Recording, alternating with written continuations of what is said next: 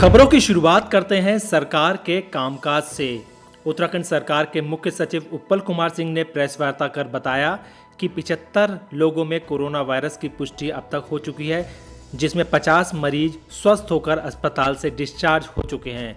राज्य की रिकवरी दर 66% है, लेकिन कुछ लोग उत्तराखंड में प्रवासियों के आने से डरे हुए हैं। लेकिन कोई भी घबराए नहीं, राज्य सरकार पूरी तैयारी के साथ कोरोना पर काबू पा लेगी, क्योंकि राज्य में 9,810 आइसोलेशन बेड उपलब्ध हैं। समस्त बाहर से आए लोगों को क्वारंटीन की व्यवस्था रखी गई है, किसी और को वह परेशान नहीं होने देंगे। उन्होंने कहा कि अब तक 70,000 लोग अन्य राज्यों से उत्तराखंड आ चुके हैं। 2,10,000 से अधिक लोगों ने ई पास बनाया है। रेलवे के साथ उनका सभी से संपर्क कराया जा रहा है, जिसमें सभी लोगों को तेजी से लाया जा रहा है। सभी को स्वास्थ्य परीक्षण कर लाया जा रहा है, जिसको लोगों को घबराने की बिल्कुल भी आवश्यकता नहीं है। खबर उत्तराखंड के पर्यटन कारोबार की। सरकार लॉकडाउन में धीरे धीरे छूट दे रही है। कई प्रकार के उद्योगों के साथ साथ ऑफिस व दुकानें खुलने लगी हैं। साथ ही आने वाले दिनों में होटल भी खुलेंगे। उत्तराखंड के पर्यटन कारोबारियों के लिए अहम और अच्छी खबर है, क्योंकि राज्य की अर्थव्यवस्था पूर्ण रूप से टूरिज्म पर आधारित है। पर्यटन मंत्रालय ने इसके खोले जाने के लिए सुझाव भी दिए हैं। इन सुझावों के अनुसार होटल में कमरा लेने के लिए मोबाइल में आरोग्य सेतु ऐप होना आवश्यक कर दिया गया है। साथ ही होटल के कर्मचारियों एवं होटल में ठहरने वाले लोगों के तापमान की रोजाना जांच की जाएगी। पर्यटन मंत्रालय ने होटलों के लिए मानक संचालन प्रक्रिया भी तैयार की है। होटल में आने वाले लोगों को सोशल डिस्टेंसिंग का पालन करना आवश्यक होगा।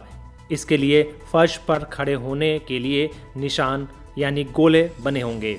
साथ ही होटल में रहने वाले लोग अपना यात्रा वृत्तांत और स्वास्थ्य संबंधी जानकारी के साथ अन्य जानकारियां भी देनी अनिवार्य कर दी गई हैं। अब खबर विपक्ष और राजनीति की। प्रधानमंत्री नरेंद्र मोदी ने स्वदेशी अपनाने पर जोर दिया है। उन्होंने राष्ट्र के नाम संबोधन में लोकल वोकल की बात की थी। इसी के अगले दिन उत्तराखंड के पूर्व मुख्यमंत्री हरीश रावत ने अपने फेसबुक वॉल पर एक वीडियो शेयर करते हुए लोकल वोकल की जानकारी दी है। पूर्व सीएम हरीश रावत ने कहा कि कई सालों से लोकल वोकल पर वह लगातार जोर दे रहे हैं। अब प्रधानमंत्री मोदी ने लोकल वोकल की बात कही है, जो कहीं कहीं उत्तराखंड के हित में अच्छा निर्णय हो सकता है। इसके बाद उन्होंने एक चुटकी लेते हुए कहा कि पहले मैं केदारनाथ करता था, प्रधानमंत्री केदारनाथ आए और श्रेय लेके चले गए। अब डर लग रहा है कि कहीं गरीब की थाली का ये लोकल वोकल वह मेरे से ना छीन ले। चलिए आपको दिखाते हैं वो मज़ेदार वीडियो जो उनके परिवार में उनके द्वारा शूट करवाया गया है और वो अपनी पत्नी और बेटी के साथ बैठे हैं। प्रधानमंत्री जी ने कल लोकल और वोकल शब्द का इस्तेमाल किया और हम दो बाप बेटियों ने आज ही उस पर अमल किया। मेरी बेटी ने कहा कि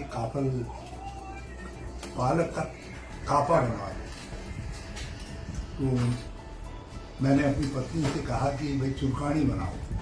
तो तय ये हुआ कि जो पालक का काफा है उसमें ही थोड़ा सा मडवे का आलन कहते हैं, मडवे का आलन डाला है, आलन डाल दिया जाए तो उसका स्वाद कई गुना बढ़ जाता है।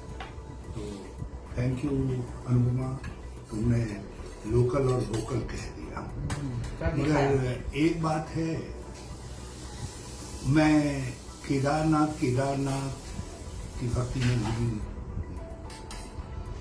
और प्रधानमंत्री जी आए और चुपके से सारे केदारनाथ की मार्केटिंग अपने साथ जोड़ के चले गए।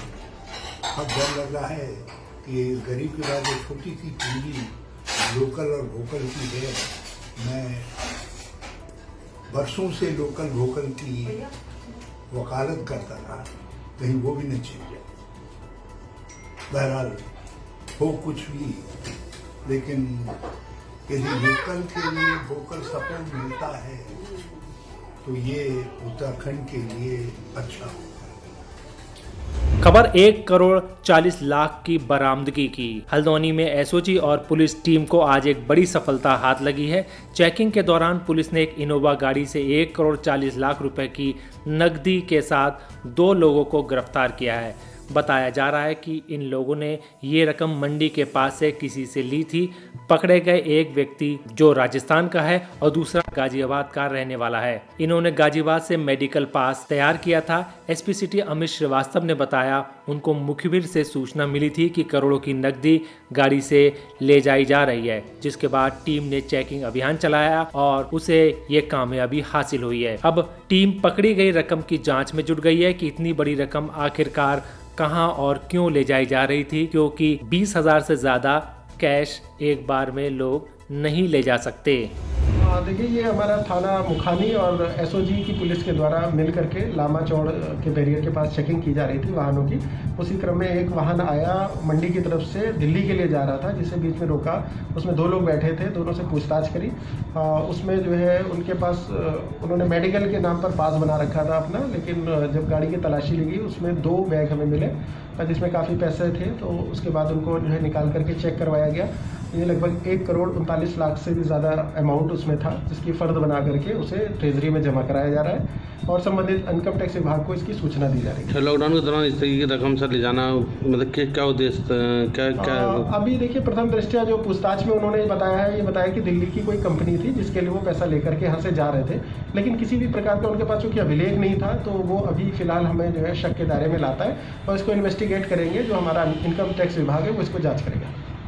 खबर जनता जनार्दन की। राज्य में अचानक हर दिन 3 से 4 केस कोरोना पॉजिटिव के आ रहे हैं, इसलिए रेलवे ने तय किया है कि कोरोना महामारी के दौरान स्पेशल ट्रेनों से यात्रा कर रहे यात्रियों को अपने गंतव्य की पूरी जानकारी देनी होगी। स्टेशन में उतरने के बाद यात्रियों को ठहरने का शहर, गली, मकान तक का पूरा पता टिकट बुकिंग के समय ही देना अनिवार्य होगा। 13 मई से IRCTC ने इसकी शुरुआत भी कर दी।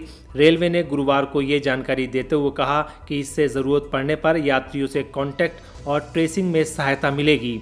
इस दौरान यदि कोई यात्री संक्रमित पाया जाता है और उसके सहयात्री उस समय तक अपने ठिकाने पर पहुंच चुके होते हैं, ऐसे में प्रोटोकॉल के मुताबिक उन्हें ट्रेस करना और उनकी जांच करना एक मुश्किल काम है। इसीलिए सभी यात्रियों के गंतव्य का पूरा पता होने से कोई परेशानी नहीं होगी। रेलवे ने 12 मई से कुछ स्पेशल ट्रेनों की शुरुआत की थी, जो नई दिल्ली से 15 प्रमुख शहरों के लिए 15 जोड़ी ट्रेन चलाई जा रही हैं। इनमें कई तरह की सावधानियों के साथ यात्रियों को सफर करने की इजाज़त दी गई है, जो उत्तराखंड के कई स्थानों पर आनी अभी बाकी है, जिस तरह से पुणे और केरला की बात की जा रही है। अब खबर स्वास्थ्य और संक्रमण से संबंधित है। आयुष मंत्रालय कोरोना संक्रमण के इलाज में इस्तेमाल की जाने वाली दवाओं पर काम कर रहा है। इस काम में वैज्ञानिक और CSIR भी इसके लिए मदद में जुटा है। गुरुवार को केंद्रीय मंत्री श्रीपद वाई नायक ने ट्वीट के जरिए अपनी जानकारी दी कि आयुष मंत्रालय और CSIR कोरोना संक्रमण के खिलाफ आयुष फार्मूले पर एक साथ काम कर रहे हैं और इसका ट्रायल 1 सप्ताह के भीतर शुरू किया जाएगा। इसका इस्तेमाल कोविड-19 के मरीजों पर एड ऑन थेरेपी और स्टैंडर्ड केयर के तौर पर किया जाएगा। मुझे यकीन है कि हमारी परंपरागत औषधि प्रणाली इस महामारी से निकलने में रास्ता दिखाएगी, ये कहना है मंत्री का। केंद्रीय स्वास्थ्य एवं परिवार कल्याण मंत्रालय की ओर से गुरुवार सुबह को जारी किए गए आंकड़ों के अनुसार देश में अब 78,003 कोरोना वायरस के संक्रमित हुए हैं तथा 2,549 लोगों की कोरोना संक्रमण से मौत हुई है। इसके अलावा देश में 26,235 लोग कोरोना संक्रमण से पूरी तरह से ठीक होकर अपने घर जा चुके हैं। खबर अब वाहनों के आवागमन पर पास की। नैनीताल जिलाधिकारी सबिन बंसल ने कहा कि निर्धारित समय प्रातः 7 से साढ़े 4 बजे तक जिले के भीतर कहीं भी आने जाने के लिए पास की अब कोई भी आवश्यकता नहीं है। बंसल ने कहा, निर्धारित समय प्रातः 7 बजे से साढ़े 4 बजे तक दोपहिया व 4 पहिया वाहनों से जनपद के भीतर आवागमन के लिए अब किसी भी प्रकार के पास की कोई आवश्यकता नहीं है, मगर मास्क पहनने, वाहनों में सोशल डिस्टेंसिंग अपनाने, सैनिटाइजेशन नियमों का पूर्ण अनुपालन अनिवार्य होगा। चौपहिया वाहन चालक के साथ 2 व्यक्ति ही अनुमन्य होंगे। उन्होंने पुलिस अधिकारियों को निर्देशित किया है कि वे निर्धारित समय में वाहनों को अनावश्यक रूप से अब न रोकें। बंसल ने कहा 4 बजे के बाद मेडिकल इमरजेंसी के लिए भी पास की कोई आवश्यकता नहीं है। काफ़ी राहत भरी खबर आप लोगों के लिए है। अब खबर शिक्षा व्यवस्था की। पब्लिक स्कूल एसोसिएशन रामनगर ने प्राइवेट शिक्षण संस्थानों को पीएम मोदी के आर्थिक पैकेज में स्थान देने की मांग रखी है।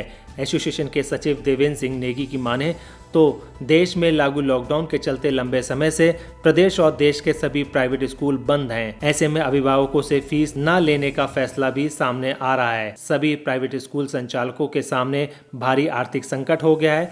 पीएम मोदी के आदेश का पालन करते हुए सभी प्राइवेट स्कूल अपनी संस्था से जुड़े सभी कर्मचारियों को बराबर वेतन दे रहे हैं। इतना ही नहीं, लॉकडाउन के नियमों का पालन करते हुए बच्चों की पढ़ाई के लिए भी ऑनलाइन मेहनत करके उनका कंटेंट उनको भेजा जा रहा है, जिसके बाद भी कई जगह से उनको दिक्कतों का सामना करना पड़ रहा है। दोस्तों, हमारा यह वीडियो आपको कैसा लगा आप हमें कमेंट बॉक्स में ज़रूर बताइएगा। अगर आप इसको YouTube पर देख रहे हैं तो हमारे चैनल को सब्सक्राइब करिए। अगर आप Facebook पर देख रहे हैं तो हमारे चैनल को लाइक करिए और हमारे पेज को फॉलो करें। नमस्कार।